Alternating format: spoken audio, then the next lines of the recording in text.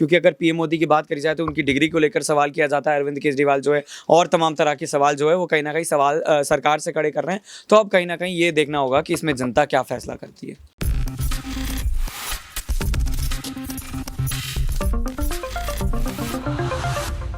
पूरे ही देशभर में इस वक्त देखा जाए तो प्रधानमंत्री पद की दावेदारी को लेकर सियासत काफी गरमाई हुई है। साल 2024 में लोकसभा चुनाव होंगे और इन लोकसभा चुनाव से पहले जो 9 राज्यों के विधानसभा चुनाव हैं उनको लेकर तो सियासत तेज है ही, लेकिन कई ऐसे राजनीतिक मुद्दों के साथ साथ सामाजिक मुद्दे यहाँ पर अब सामने आ रहे हैं, जिसके चलते यहाँ पर कहीं ना कहीं देश के प्रधानमंत्री नरेंद्र मोदी कई बड़ी दिक्कतों का सामना कर रहे हैं।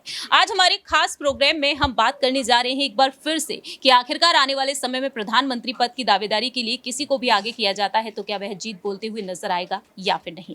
नमस्कार, मैं प्रांशी राठौर और आप देख रही हैं नेक्स्ट 9 न्यूज। स्वागत है आपका हमारे स्पेशल प्रोग्राम आमने सामने में, जिसमें हम बात करेंगे कि आखिरकार यहाँ पर जो राहुल गांधी लोकसभा से जिनकी सदस्यता को रद्द कर दिया गया है, उनकी सदस्यता रद्द हो जाने के बाद अब देखा जाए किस तरीके से सियासी माहौल देखने को मिल रहा है। ना सिर्फ राहुल गांधी, ना सिर्फ कांग्रेस पार्टी, बल्कि यहाँ पर बसपा सपा भी है जो मोदी सरकार पर हमलावर है। लेकिन दूसरी ही तरफ देखा जाए तो यहाँ पर राहुल गांधी को लेकर बैनर्स और पोस्टर्स लगना अभी से शुरू हो चुके हैं। जनता यहाँ पर राहुल गांधी को प्रधानमंत्री के तौर पर देखना चाहती है, लेकिन इसी बीच यहाँ पर प्रधानमंत्री के लिए एक बड़ी मुसीबत बन चुके हैं जम्मू कश्मीर से राज्यपाल रहे अब सत्यपाल मलिक। जिस तरह से उन्होंने पुलवामा हमले को लेकर खुलासा किया कि जिस तरह से गृह मंत्रालय से मांग की गई, तो उस वक्त पीएम मोदी ने साफ तौर पर कह दिया कि आप चुप रहें। तो ऐसे में देखा जाए तो क्या यहाँ पर अब पीएम मोदी के लिए जिस तरीके से दिक्कतें बढ़ रही हैं, इसके बाद यहाँ पर क्या कुछ सियासी समीकरण निकलते हैं। आपको बता दें कि आम आदमी पार्टी से राष्ट्रीय संयोजक अरविंद केजरीवाल भी यहाँ पर डिग्री को लेकर सवाल उठा रहे हैं और दूसरी ही तरफ सीबीआई उनसे पूछताछ करती हुई नजर आई है। तो सवाल यहाँ पर रहेंगे हमारे तमाम सहयोगियों से। सबसे पहले हम सवाल लेना चाहेंगे यहाँ पर हमारे सहयोगी आसिफ से कि आखिरकार इस पूरी ही प्रकरण को वह किस तरीके से देख रहे हैं। सत्यपाल मलिक ने जो कुछ कहा उसको लेकर, दूसरी ही तरफ राहुल गांधी की लोकसभा सदस्यता भी है। ओम बिरला ने जिस तरीके से लोकसभा अध्यक्ष जी जो हैं ओम बिरला जी, उन्होंने जिस तरीके से यहाँ पर फैसला लिया, तो इस पूरे प्रकरण पर रुक किया जाए तो क्या बीजेपी की साजिश ही आपको नजर आ रही है सब जगह पर? बिल्कुल, देखिए इसमें कोई शक भी नहीं है ना, क्योंकि देखिए 2019 में जो पुलवामा घटना हुआ, देखिए वो हम सब के लिए जो है शर्मनाक था, क्योंकि हमारे वीर उसमें देखिए शहीद हुए। और उसके बाद आज वही जो बीजेपी के एक वक्त तारीफ कर रहे थे और वो खुलासा कर रहे हैं, तो देखिए यहाँ पे दूध का दूध पानी का पानी होने वाला, क्योंकि देखिए कॉल रिकॉर्डिंग हमेशा के लिए रहते हैं, चीज़ें सामने आ जाएं। और अगर अपने इलेक्शन जीतने के लिए आप इतने हद तक गिर सकते हैं तो इससे भी नीचा क्या हो सकता है। ठीक है, सियासत में आरोप प्रत्यारोप होता है, लेकिन आप नौजवानों के साथ खेलवाड़, ये बहुत बड़ा मजाक हो जाएगा। क्योंकि जिस तरीके से 40 आपने देखा होगा कितना दर्दनाक वो घटना था, 14 तारीख का वो डेट था, मुझे आज भी याद है। एक तरफ पूरा हिंदुस्तान जो है मोहब्बत का पैगाम दे रहा था, क्योंकि 14 फरवरी को आप देखते हैं एक दूसरे से मिलते हैं, और एक तरफ जो है कई घर बर्बाद हो गए, उजड़ गए। मुझे लगता है ये गलत है। सत्यपाल मलिक का खुलासा बहुत भयानक है। अभी हालांकि अतिक के मसले पर ये नहीं उठ पा रहा है, लेकिन मुझे लगता है कि 3-4 दिन के बाद इसी मतलब पे बातचीत होगी। वहीं जहाँ तक आपने ओम बिरला का जिक्र किया, देखिए इन पे भी सवाल इसलिए उठ रहे हैं क्योंकि भाई आप राहुल गांधी की सदस्यता इतनी जल्दी कैसे कर सकते हैं, और इतनी जल्दी आपने खारिज किया, इसका मतलब कि आप ऊपर के आदेशों से काम कर रहे हैं, क्योंकि हर चीज़ की एक प्रक्रिया होती है। इस बात को सब लोग कह रहे हैं, तो सवाल के घेरे में तो तमाम लोग हैं। अब देखते हैं इसका जवाब ये लोग कब देंगे। आखिरी सवाल ये रहेगा आसिफ, जिस तरीके से आपने यहाँ पर जो सवाल खड़े किए हैं, अब दूसरी ही तरफ देखा जाए तो यहाँ पर पीएम पद की दावेदारी को लेकर क्या राहुल गांधी पूरा फायदा उठाते हुए नजर आ सकता है यदि उनकी सदस्यता बहाल हो जाती है? 3 मई को सूरत की सेशन कोर्ट इस मामले में अहम फैसला सुनाने वाली है। बिल्कुल, देखिए इसमें कोई शक नहीं, क्योंकि जिस तरीके से सदस्यता रद्द हुई तो तमाम विपक्ष एक साथ आए। अरविंद केजरीवाल का साथ मिला, नीतीश कुमार का साथ मिला, और भी अखिलेश यादव का साथ मिला, बहुत सारे विपक्ष है। तो मुझे लगता है इसमें कोई शक नहीं, क्योंकि अखिलेश यादव का जो पहले राहुल गांधी को तेवर था उसे साफ उलट हो गया, अब उनके साथ आ रहे हैं। तो मुझे लगता है कि वाकई में अगर वापस हो जाते हैं तो फिर मोदी जी के लिए और चुनौतियां बढ़ जाएंगे, और पूरा विपक्ष इसी बहाने एक साथ जो हुआ है, शायद इसका वोट में भी फर्क पड़ता हुआ दिखता नजर आए। जिस तरीके से आसिफ ने यहाँ पर अपनी बात रखी है, आगे हम राय लेना चाहेंगे कपिल से कि आखिरकार उनका क्या कुछ कहना रहेगा। क्या वाकई में यहाँ पर अब जो सियासत तेज होती हुई नजर आ रही है उसके बाद, और दूसरी ही तरफ देश के प्रधानमंत्री तो डिग्री को लेकर भी काफी ज्यादा सुर्खियों में बने हुए, सार्वजनिक नहीं कर रहे हैं वह अपनी डिग्री, और दूसरी ही तरफ अब देखा जाए बारी आ चुकी है सीएम अरविंद केजरीवाल की, और इसके अलावा यहाँ पर जो अतीक अहमद का मामला अब और भी ज्यादा उछलता हुआ नजर आ रहा है।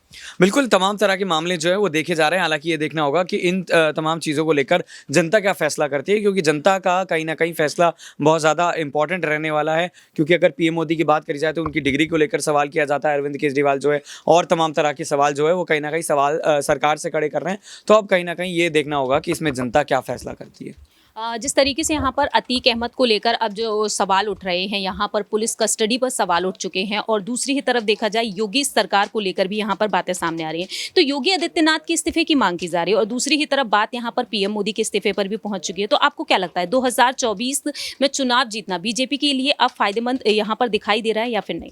देखिए, बिल्कुल पहले से ज़्यादा और आसान हो जाएगा, क्योंकि अगर हिंदुत्व वोट बैंक की बात करी जाए, जिस तरीके से लगातार ये कहा जा रहा था कि जो हिंदू सपोर्टर्स हैं वो बीजेपी को इसी वजह से लेकर आए थे सत्ता में, तो ये कहीं ना कहीं कहा जा सकता है कि साल 2024 में राम मंदिर जैसा मुद्दा है। तो ऐसे बहुत सारे मुद्दे हैं जो कहीं ना कहीं बीजेपी के समर्थन में जाते हुए नजर आ रहे हैं, और अतीक की जो छवि थी वो कहीं ना कहीं माफिया गुंडा इस तरह की थी। तो जनता को इस बात से ज़्यादा फर्क नहीं पड़ेगा कि किस तरीके से उनके ऊपर हमला होता है, उनकी जान चली जाती है। तो फिलहाल मुझे लगता है कि बीजेपी जिस तरीके से लगातार आगे बढ़ रही है, फायदा होगा इससे, कहीं मुझे लगता है नुकसान नहीं होगा। देखिए, फिलहाल देखा जाए तो यहाँ पर बीजेपी को लेकर जिस तरीके से जनता अपनी राय प्रतिक्रिया रख रही है वो बातें तो अलग है ही, लेकिन यहाँ पर अब सवाल ये भी खड़ा हो रहा है कि राष्ट्रपति द्रौपदी मुर्मू जी को लेकर जो बातें सामने आ रही थी, कांग्रेस ने जो समय मांगा वो समय नहीं दिया गया। ऐसे में यहाँ पर राष्ट्रपति द्रौपदी मुर्मू जी की कोई पहल देखने को मिल सकती है, क्योंकि देखा जाए पीडीटी आचार्य का कहना साफ तौर पर रहा कि संपर्क नहीं किया गया था राष्ट्रपति से लोकसभा अध्यक्ष की तरफ से, और दूसरी ही तरफ अविश्वास प्रस्ताव भी है। तो यहाँ पर पूरे ही राजनीतिक प्रकरण पर अगर ऋतिक गौर किया जाए तो आपको क्या लगता है राष्ट्रपति की कोई पहल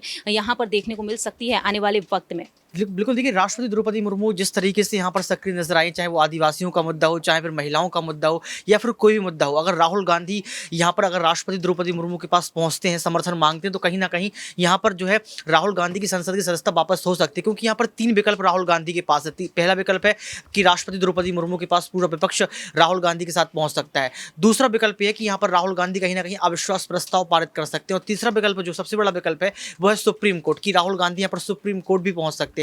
अगर 3 विकल्प में से एक विकल्प यहाँ पर राहुल गांधी के लिए साबित हो जाता है, तो कहीं ना कहीं उनकी संसद की जो सदस्यता है वो वापस आ जाएगी। क्योंकि चर्चाएं यहाँ पर महागठबंधन को लेकर आ रही हैं। एक तरफ देखिए आप शरद पवार, तमाम जो महाराष्ट्र के नेता हैं, वो कहीं ना कहीं यहाँ पर देखा जाए तो यहाँ पर बैठक कर रहे हैं, मुलाकात कर रहे हैं राहुल गांधी और कांग्रेस पार्टी से। वहीं अरविंद केजरीवाल के समर्थन में तमाम नेता उतर चुके हैं कि आप जो है ऐसे कैसे पूछताछ कर सकते हैं।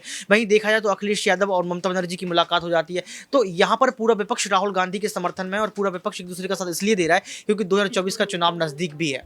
आखिरी छोटा सा सवाल, विपक्ष की तरफ से आखिरकार आप पीएम पद की दावेदारी के लिए किसे देख रहे हैं? देखिए, विपक्ष के लिए ये जरूरी नहीं है कि पीएम कौन बनेगा। विपक्ष के लिए ये जरूरी है कि बीजेपी को हराना कैसे है। यहाँ पर विपक्ष चाहे अडानी का मुद्दा हो, चाहे यहाँ पर देखा जाए तो अतीक अहमद का मुद्दा हो, चाहे यहाँ पर महंगाई बेरोजगारी का मुद्दा हो, या फिर यहाँ पर सत्यपाल मलिक जो है चर्चाओं का विषय बने उनका मुद्दा हो, यहाँ पर विपक्ष कहीं ना कहीं पूरे तरीके से बीजेपी को घेरने का प्रयास कर रहा है कि आपने पिछले 9 साल में क्या किया है वो आप देखिए। आप पर जनता ने भरोसा किया, लेकिन आपने उस भरोसा को तोड़ा, चाहे वो अडानी के मुद्दे पर तोड़ा हो, चाहे यहाँ पर पुलवामा हमले पर तोड़ा हो, चाहे वो अतीक अहमद की इस तरीके से मौत कर दी जाती उसको लेकर तोड़ा हो। तो विपक्ष का एक ही मुद्दा है कि चाहे वो लोकसभा चुनाव हो, चाहे विधानसभा चुनाव हो, बीजेपी को हराना है। तो अगर विपक्ष यहाँ पर जीतता है, महागठबंधन यहाँ पर जीतता है, तो पीएम चेहरा कोई बन सकता है, लेकिन यहाँ पर कहीं ना कहीं राहुल गांधी का नाम आगे रखा जाता है। बहुत बहुत शुक्रिया ऋतिक। अब देखना यही होगा कि लोकसभा चुनाव के लिए यूपी की तरफ से आखिरकार किससे आगे किया जाएगा, राहुल गांधी या फिर यहाँ पर अरविंद केजरीवाल आगे आते हुए नजर आएंगे, या फिर ममता बनर्जी। खैर, ये तो विपक्ष की रणनीति रहेगी, लेकिन आपकी इस पर क्या कुछ राय प्रतिक्रिया है? क्या वाकई में पीएम मोदी को इतनी आसानी से हराया जा सकता है, या फिर यहाँ पर प्रियंका गांधी वाड्रा को भी आगे किया जा सकता है? इस पूरे ही प्रकरण पर आपकी क्या कुछ राय प्रतिक्रिया है, ये आप कॉमेंट सेक्शन में बता सकते हैं। फिलहाल के लिए हम चलते हैं, बाकी की तमाम अपडेट्स के लिए आप देखते रहिए Next 9 News।